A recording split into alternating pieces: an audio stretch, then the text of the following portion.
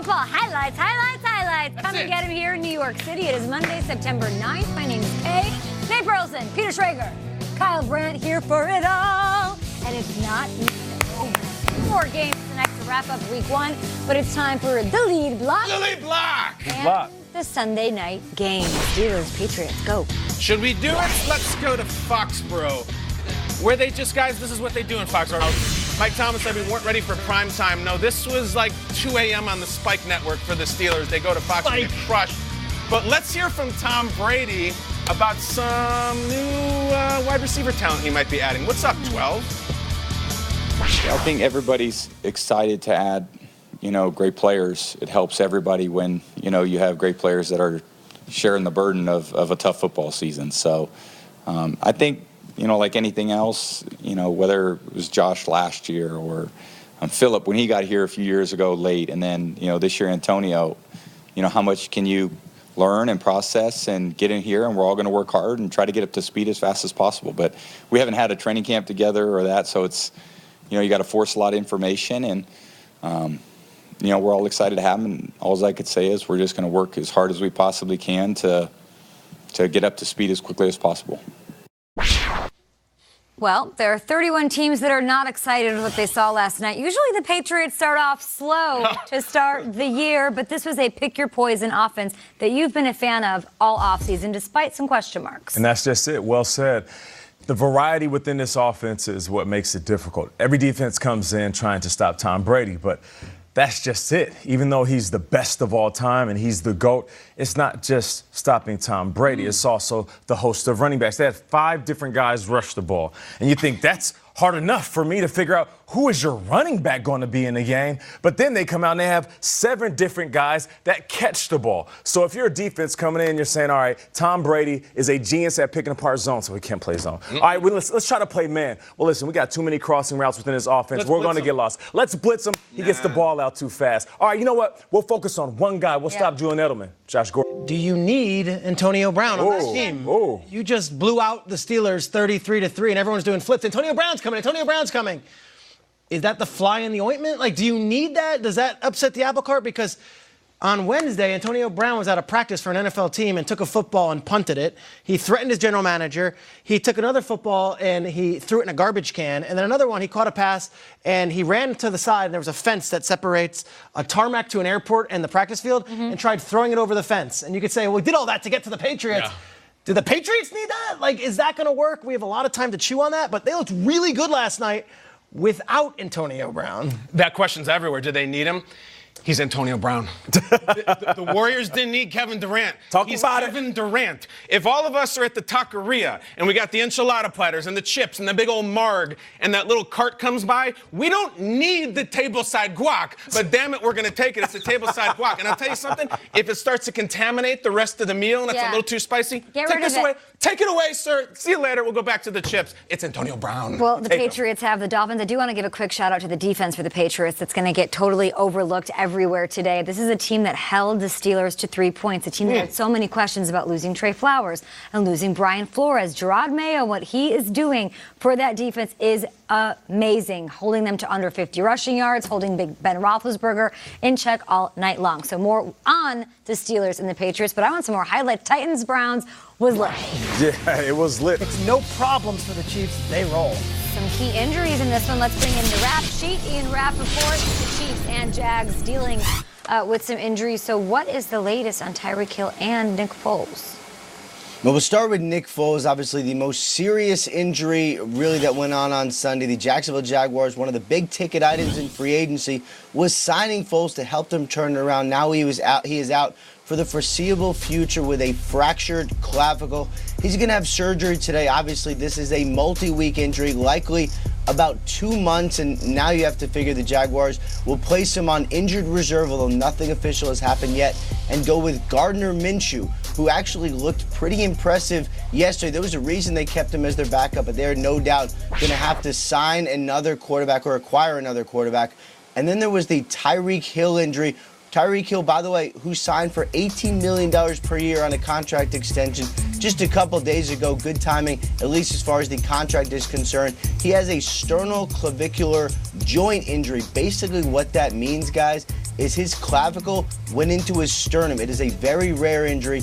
It's a serious injury. He was actually transported to Baptist Medical, was treated by a trauma surgeon. He is a trauma doctor. He is not going to have surgery, but he is expected to be out for the next several weeks for the Kansas City Chiefs. Obviously, big blow there. And we'll have updates on both sides of the ball there throughout the morning here on Good Morning Football. Thank you so much, Ian Rappaport. That said, Tyreek Hill left the game and the Chiefs didn't miss a beat, not even a single one. You had Sammy Watkins put up career numbers, 3 touchdowns, 198 years. So I ask you guys, do they need Tyreek Hill? This offense is ridiculous. They need Tyreek Hill to win a Super Bowl, for sure, which is the goal. But right now, listen, we heard the whole offseason, the regression, the Patrick Mahomes aggression. Mm-hmm. I would come out and Mahomes say, I got your regression right here, pal. It lasted 2 plays. And then on the 3rd play of the entire season, we had a long, long highlight play. As far as the Tyreek Hill, it's terrible. You don't want to see it. But I remember I used to watch Cribs a lot, and there was an episode with Silk the Shocker. I don't know what happened. Silk the Shocker. Silk the Shocker. Yeah. And he opened his garage, and it was like, he's like, man, some days I don't know whether I want to drive the Ferrari or the Lamborghini. And it's like, they drove the Lamborghini yesterday because the Ferrari was in the shop. Mahomes' speed, we talked about the whole offseason, maybe the fastest wide receivers in history. To win the Super Bowl, yes. To beat up on Jacksonville, apparently not. I've been saying it all offseason. I think he's the MVP, and I think he could be better this season. I didn't think I was going to get that, though. That was outstanding. Mahomes is a different deal. Yeah. The first 13 minutes of the game, here were his numbers. You look at this, 8 of 9, 211 yards, 2 touchdowns. They just gashed a really good Jaguars defense. And I don't think there's a way to solve it because, Kay, to your point, even if Tyreek Hill is out, it's Kelsey, it's Damian Williams, it's Mecole Hardman. They all were involved. I saw Anthony Sherman, the fullback, make a catch and take it to the 1-yard line. Almost scored. Sausage almost got a touchdown. They Sammy are Watkins so loaded. shocked me yesterday. I know he did not shock. You were talking him up all offseason. I was like, sure, he's fast, he's great. This was a guy who was taken above Odell and Mike Evans. This is the guy in the draft. He was taken that high. He finally proved it yesterday. It was insane. When he's healthy, he's as good as any receiver in the league. It's just been the foot that's been a problem his whole career. And he's just another piece to it, though. Like, he's one of 11. Now, you think about the dream team, he's one of those guys, and there's 11 other players. It's unbelievable how many weapons they have. And, they have maybe the best offensive coaching staff in the league, too. They're loaded. KB, you mentioned regression. This is more like Succession. Couldn't have been scripted any better, Shregs. I like it. All right, but let's get this going. Let's get some more highlights. What do you got, Nate? Lions, Cardinals. All right, this right. Hey, Kyler Murray, how about you whisper to us how the game went? Execute better. At the end of the day, it's not one person's fault. We're out there on the field. We got to execute what he calls. So, learning experience. Go out next week. Got to be better. It would have been terrible if we didn't do anything at all. We would have had a bad taste in our mouth. But the fact that we can kind of feel decent about what happened, 3rd and 4th quarter, I think it's something we can build on going forward. Tale of 2 halves for Mr. Kyler Murray. A lot of questions about what the offense is going to be. It's not going to get easier against the Ravens, but what did you learn? Yeah, I mean, everyone was out for this one. First 3 quarters, as bad as any NFL debut any of us have ever seen. Everyone was out on Twitter. Everybody was on my text chain saying, okay, you hyped this guy all summer. It's not about Cliff. It's about Kyler. This kid is 21 years old, was down 24-6, and everyone was going to come out of the woodwork, found a way to squeeze out a tie. I think Kingsbury put him in a tough position. I don't think that offense ever felt comfortable in this game, and Kyler found a way to raise his team above. That kid's a winner. I know they tied, but he threw that team on his back and found a way when I don't think the coaching staff did him any favors in the first 3 quarters. More on Kyler. He's got a matchup against Lamar Jackson in Week 2. Shregs is on the sidelines for that one, so we're going to talk about what it's going to take to have Kyler go to the next level. Also, of course he is. Philadelphia put on a show, 32-27, going away. And guys, Deshaun and Alshon, you won't believe what happened. They balled. Oh. Guess what they got? What happened? The call. Take it away, Prime. First one. What's the difference of this team than your previous teams? Man, honestly, the mentality here, man, the past, 4, 5, 6, however many years I've been going, I've been preaching to everybody that it's the mentality here that these guys in the locker room, and, it's a trigger effect coming from the owner. He's really passionate about winning, and, it's a mentality. We go out there regardless of the score, and I've been in other places where you get down, touchdown, 2 touchdowns, man, boys be tucking their tails. But, here I feel like the mentality is very different regardless, like Alshon just said, regardless of the score, we feel confident in ourselves to go out there and get the job done.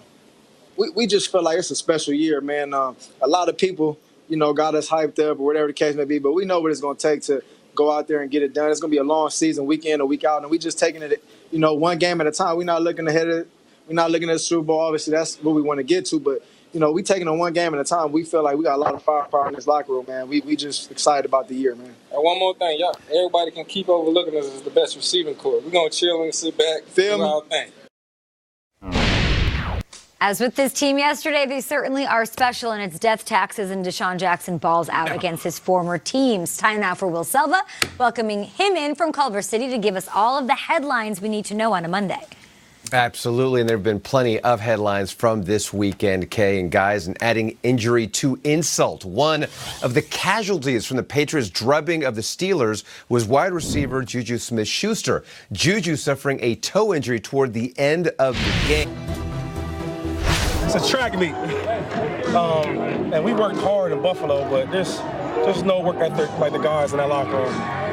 It's amazing. It's the way the guys run every day, every practice, give it 110%. It's a track meet, literally, up and down. So, and they're young, they got a lot of energy. So just kind of learn the offense, trying to compete with them guys day in, day out. That's probably been the biggest challenge. And the Chiefs, by the way, have scored 25-plus points in 22 consecutive games. That is the longest streak in NFL history. And we mentioned Shady. He calls it a track meet. Damian Williams scored. Sammy Watkins scored. It's like Shady had a quiet game with all these other weapons and embarrassment of riches. It is ridiculous how this offense looks. Looked really good. Right about that. Well, we appreciate it. We'll check back in with you a little bit later. Speaking of embarrassment of riches, TDs, how about that? Within the division, they smack up the Giants 35-17. And here is Cowboys quarterback Dak Prescott after the game talking about the inevitable money he will be getting. I'm turning the page and I'm worried about the Washington Redskins. I have people that handle that, and my focus is on this team, on the football game. And I think as long as I can keep continuing to do that, this team will do things like we did tonight. And as I said, that's been out of my focus for the past week, and I told you guys that. We're just where you always are when until you sign something. We're just sitting down there and going through it. Just go up. So, listen, we're just again not talking about any of the details of the agreement, but and won't talk about those details. And it's like anything else; those things come quick. Is that the sound of a Brinks truck backing up to Dak Prescott, guys? Time for the wake-up call. Presented by Verizon, looking at Dak Prescott's numbers his last 5 games against the Giants. He certainly likes facing them, and he did something yesterday that Aikman and Romo never did. He finished a game with a perfect passer rating, over 400 yards, 4 touchdowns. It seems like every time somebody doubts Dak, he rises to the occasion. We saw this offense at its full potential yesterday, Shriggs. Yeah, it's funny that Jerry came out and said that, and Dak saying that, and Dak threw for 400 yards in this game.